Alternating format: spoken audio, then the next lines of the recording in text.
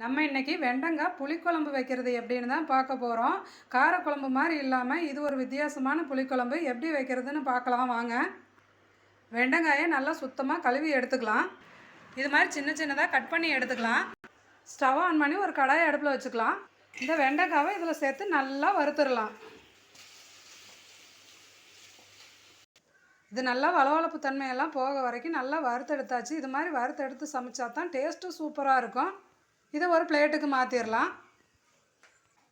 Stove on பண்ணி கடாயை வச்சுட்டு எண்ணெய் கொஞ்சம் சேர்த்துடலாம். கடுகு உளுத்து பருப்பு சேர்த்துடலாம். கடுகு வெடிச்சதும் காஞ்ச மிளகாய் சேர்த்துக்கலாம். கட் பண்ணி வச்சுருக்கிற வெங்காயம் கருவேப்பிலையும் சேர்த்துடலாம். சின்ன வெங்காயம் சேர்த்திங்கன்னா தான் டேஸ்ட்டு சூப்பராக இருக்கும். நல்லா வதக்கி விட்டுடலாம். பூண்டு ஒரு 3 பல்லு சேர்த்து வதக்கிடலாம். ஒரு தக்காளி கட் பண்ணி வச்சுருக்கேன், இதையும் சேர்த்து வதக்கிடலாம்.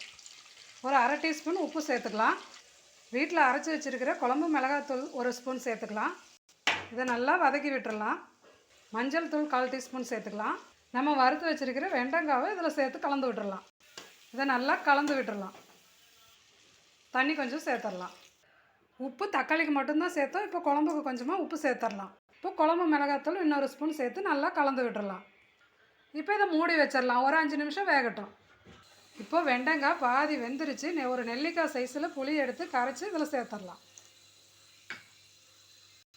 இது ஒரு 2 நிமிஷம் நல்லா கொதிக்கட்டும். இது நல்லா கொதிச்சிருச்சு. ஒரு 1/4 டீஸ்பூன் வெந்தயத்தை வறுத்து பொடி பண்ணி வச்சுருக்கேன். இது இதில் சேர்த்துடலாம். சூப்பராக எண்ணெய் பிரிஞ்சு வந்து எப்படி வெண்டங்காய் குழம்பு சூப்பராக ரெடி ஆயிடுச்சுன்னு பாருங்கள். இந்த ஸ்டேஜில் ஒரு கொஞ்சமாக வெல்லம் இருந்து சேர்த்தா டேஸ்ட்டு நல்லாயிருக்கும். நான் இப்போ வெல்லம் சேர்க்கலை. அவ்வளோதாங்க, ஸ்டவ் ஆஃப் பண்ணிடலாங்க. சூடான சாப்பாட்டுக்கு வச்சு சாப்பிட்டு பாருங்கள், டேஸ்ட்டு சூப்பராக இருக்கும்.